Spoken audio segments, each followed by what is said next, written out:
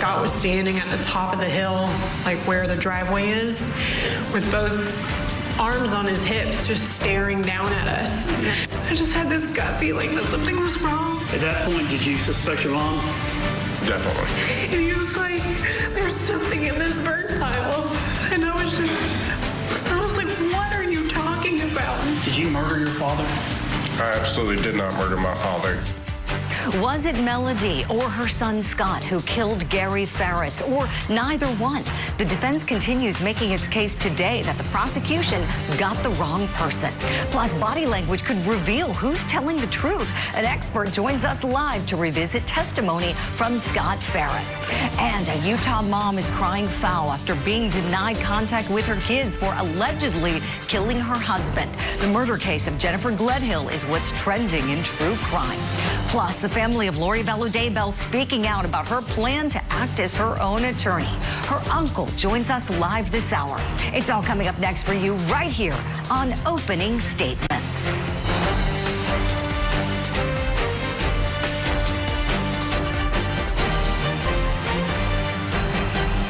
Good Tuesday morning, friends. Welcome to Opening Statements. I'm your host, Julie Grant. This show's like coffee and court. We get warmed up, it's morning time, and get all ready for the big day ahead on Court TV Live.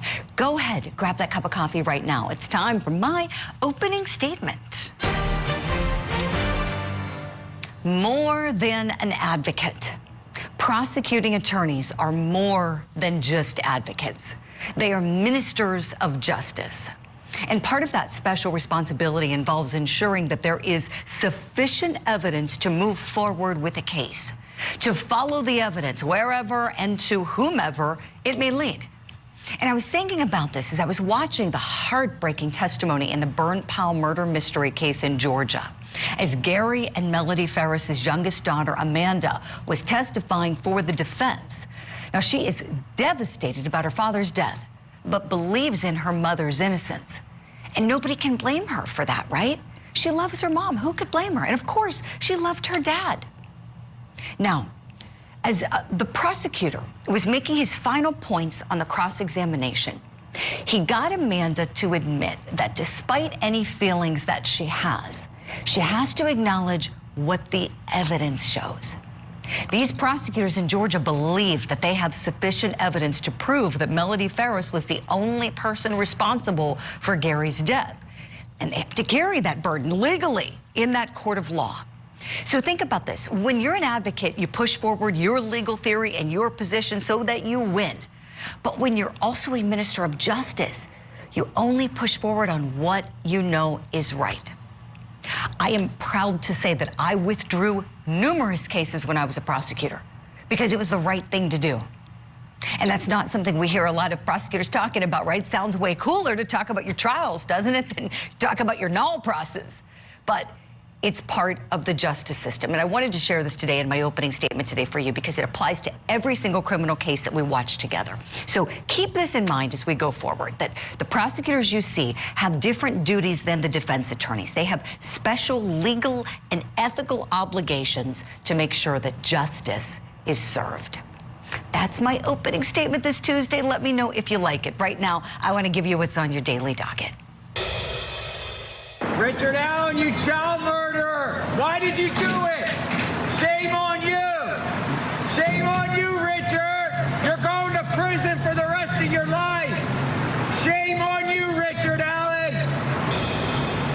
It is day number 10 in the Delphi murders case of Richard Allen, but no cameras are allowed inside. Our Court TV senior producer, Barbara McDonald, is on the ground there for us, providing us updates. And we've got a new case we're tracking for you at Court TV, the granddaughter double murder case in Connecticut. Harley Swoles is accused in the stabbing deaths of her grandmother and her grandmother's boyfriend. Court's going to start up at 10 a.m. Eastern time.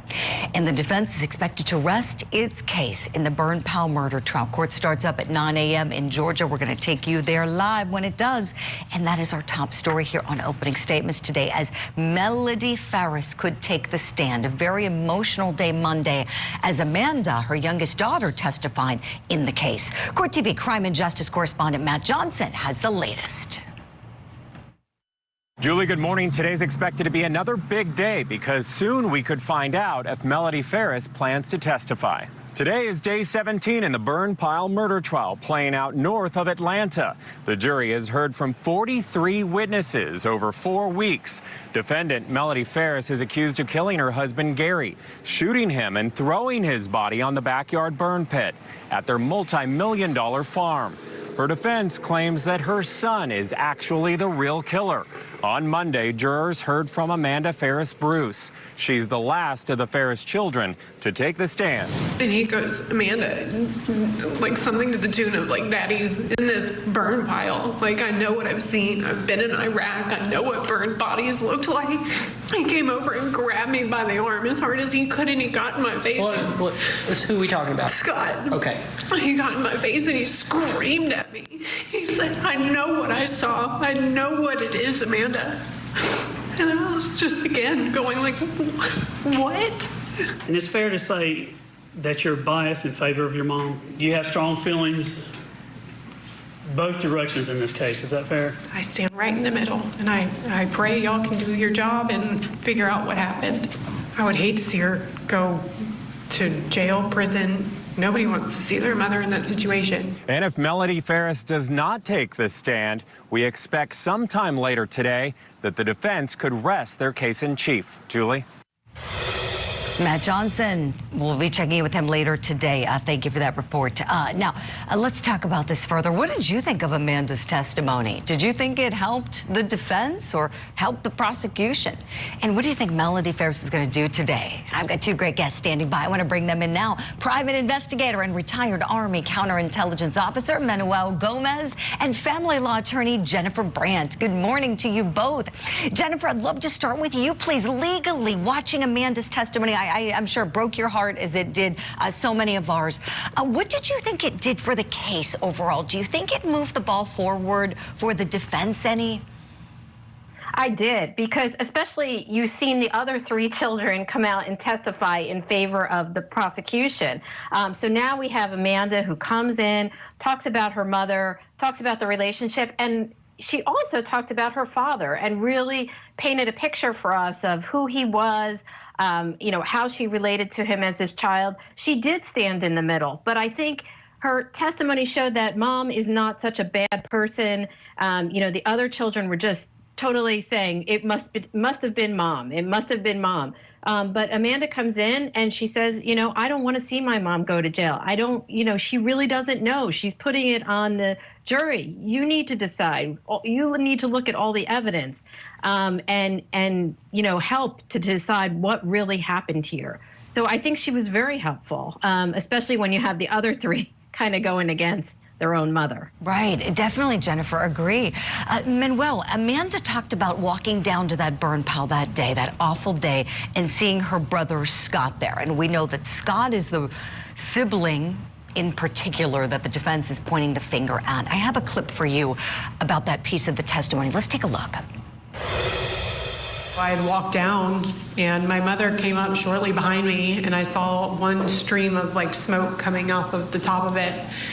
And there was like one stick that was laying by the side, and I just picked it up and tossed it on there, and she was there, and I was like, it's still like smoldering. She was like, yeah, it's gonna be hot for a while, and I was like, okay.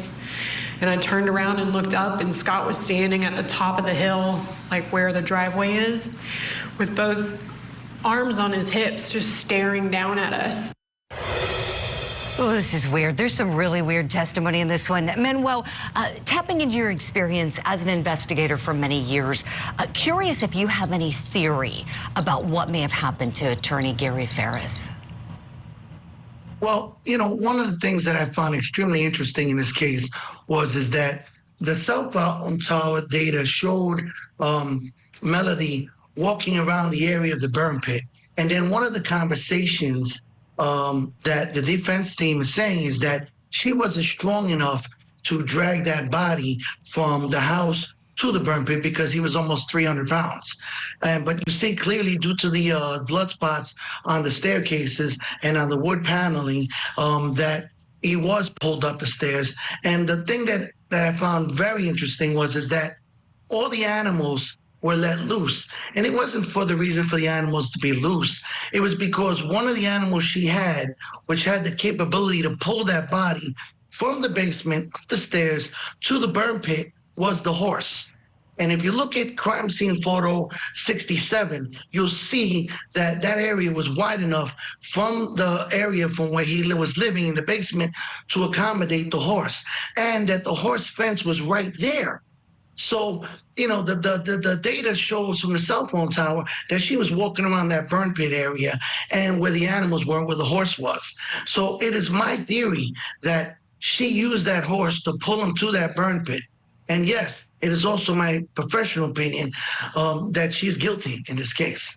Manuel, that is such a brilliant theory. If I could just stand up and give you a standing ovation right now, I would. That is so smart. I haven't heard anybody say anything like that involving the animals yet. I know Jennifer likes it too. I see her nodding, smiling. Jen, what do you think? Would you buy into that theory?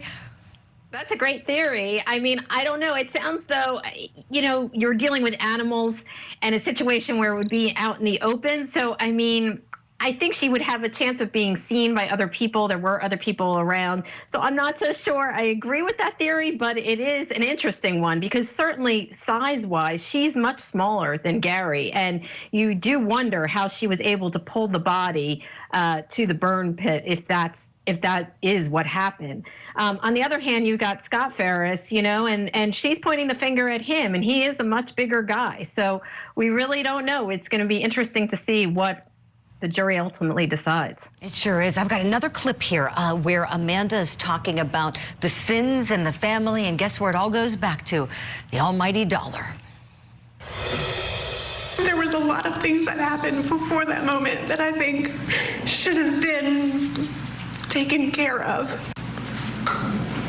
before just putting money on it to fix it.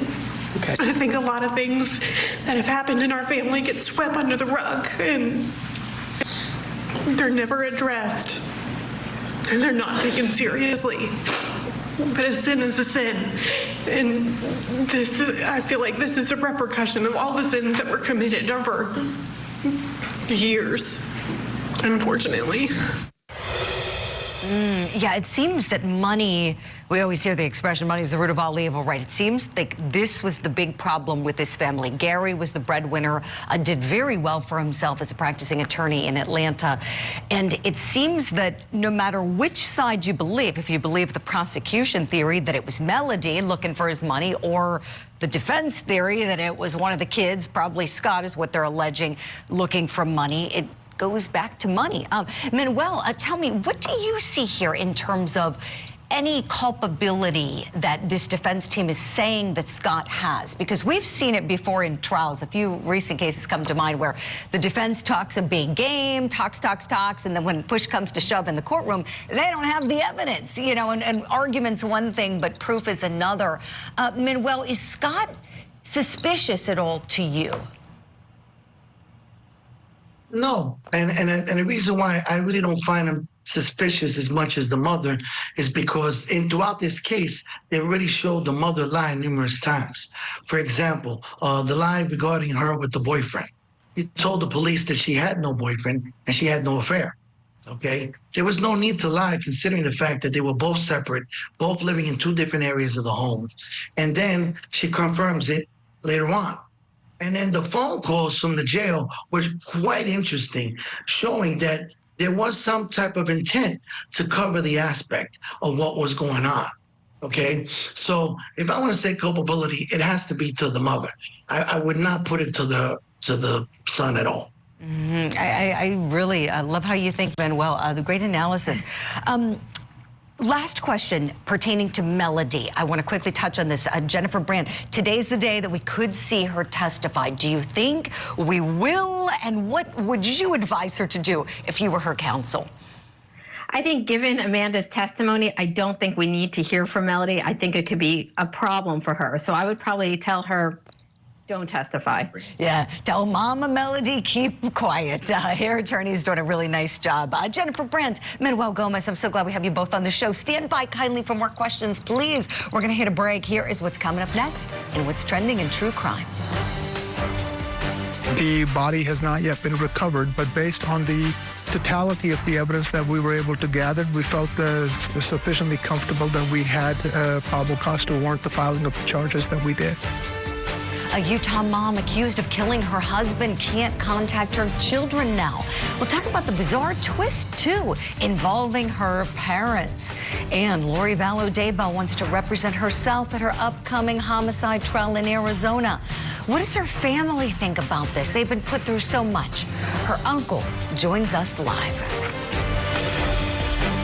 We are in Georgia for the trial of a wife who's accused of killing her husband and then burning his remains. When you see the opportunity and the motive, money, sex, new life. Gary Farris was a very prominent Atlanta attorney. It is common knowledge that they had affairs. Defendant murdered and desecrated her own husband. The Burn Pile Murder Trial. Live coverage today on CourtTV.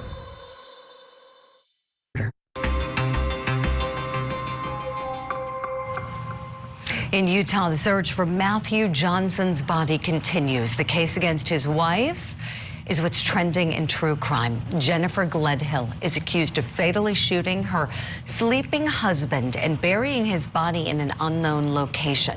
Prosecutors allege that the killing happened after an argument over Jennifer's affair. The 41-year-old appeared in court on Friday. Her defense attorney argued for the lifting of a no-contact order between Gledhill and the couple's 3 kids. There are other courts that are designed to handle that, courts that allow the children who should have an opportunity to have some sort of say, and they should be represented by someone like a guardian ad litem. This court, this venue, is not the place for that to happen. The basis for this request is the fact that that this is an active and ongoing investigation. These children are, in fact, potential witnesses. And the state is, in fact, open to readdressing a no-contact order in the future once the investigation is more complete and the children on advice of potentially of a therapist. I understand why Commissioner Olson put the pretrial protective order in place. I'm going to lift the pretrial protective order because I don't think that I think technically it could be in place, but I don't think that's the intent of the statute. However, I am going to put a no contact order in place, which I realize for now practically is the same thing, although it takes away some of the potential criminal penalty. Now, the state claims that the children are potential witnesses in this ongoing investigation. So let's talk about how important is it to have that no contact order in place during the early stages of this prosecution of Jennifer Gledhill. I want to bring back in private investigator and former Army intelligence officer Manuel Gomez, family law attorney Jennifer Brandt, and want to welcome in now criminal defense attorney and former district attorney Matt Mangino. Good morning to you all. Matt, I'd love to start with you, if I may please. Having served as a DA in Pennsylvania, how critical is it to have that no contact order in place right now as investigators are still searching for Matthew Johnson's body? Well, Julie, I think it's important, and we have to think about this is a strange situation. So the children are children of the victim. So they're victims in this case as well, but they're also the children of the defendant. So you know, it's a bit unusual. I think what's important here is to keep the children who may be potential witnesses away from the defendant, in this case, their mother, who might have some influence on them with regard to, you know, what they tell police or ultimately, you know, how they might testify in this case. So although it's unusual, it's a mother and children, I think it's appropriate in this situation. Mm-hmm. Oh, most definitely. Thank you for that, Matt. And you know, you're right, the kids, they are victims too. That's something really important to think about as well. And Jennifer Brandt, that brings me to my question for you, please. So many of us in our newsroom are talking about what happens to these kids now. So really want to tap into your experience as a family law attorney. What do you expect is going to happen with them as dad is believed to be dead and mom is believed to be the person who killed him? It's so tragic for these children. I mean, not to, just looking at it from their perspective, not to have contact, losing their father and not having contact with their mother, and they're young children. I mean, the oldest is 11, so it's a very scary time. Now the grandparents are in trouble as well, so they don't even have the maternal grandparents to turn to at this point. They're with Child Protective Services. I believe they are with some family, and ultimately, if mom is found guilty and is sent to prison, the grandparents, if they're found guilty and dad is gone, these children may be placed with other relatives, other family members. Usually the state tries to put children with willing family who is able to take them, but their world has just turned completely upside down. Losing a parent, as Matt pointed out, they're victims in all of this, and then potentially losing their mom if she ends up going to prison for this crime. So it has upended their lives. They'll never be the same. The only good news is that they are young and they have a lot of years to sort of acclimate themselves to this situation. Hopefully they get into a stable situation and not a lot of moving around, which could certainly happen given the current situation. So it is tragic all around. Yeah, most certainly. And you're right. Hopefully they have time to get the help that they need and trauma therapy very soon now. And I'm glad you brought up the grandparents, Jennifer, because we're going to be talking about that in just a couple of minutes. The maternal grandparents are in big trouble. But before we get there, Manuel Gomez, I want to ask you about this investigation in finding Matthew Johnson. Would you talk a little bit about some of the things that may be going on right now that the public's unaware of, but that investigators are doing to effort bringing him home? Well, and in an investigation like this, one of the things we would do, and that the investigators are doing, are checking all license plate readers, cell phone data towers, which will track the phones to show what location the wife was at during this time of the alleged murder. And not only that, but they would also be checking any of the area video cameras of the local community homes and so forth to see if that vehicle passed that location. So that's one of the main things that would be going on. As you saw, the same technique was used in the Melody Walker Farris case, where they used the cell phone tower data to track her location. And that's what I'm assuming now is happening here. It's just they haven't announced it to the public yet because it's still ongoing. Right, and thank you for drawing that comparison, Manuel. You're right, because the cell phone data there shows that Melody was there, present on the property at the time the homicide was committed. And so here, this could be very useful. Thank you. Let's talk about the parents. So now, Jennifer Gledhill's parents, their names are Thomas and Rosalie. They're being accused of helping their daughter clean up the crime scene.